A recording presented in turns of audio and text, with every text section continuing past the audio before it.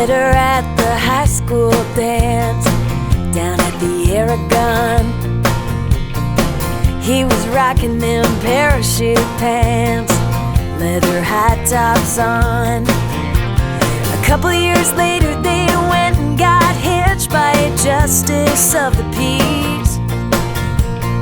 Settled down in a Minnesota town, and the rest is history.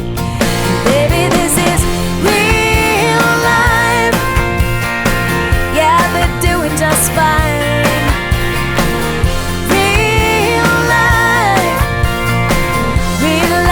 alright, alright.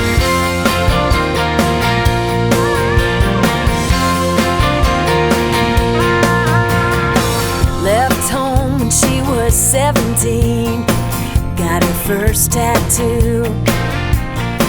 She never was the homecoming queen, never was that cool.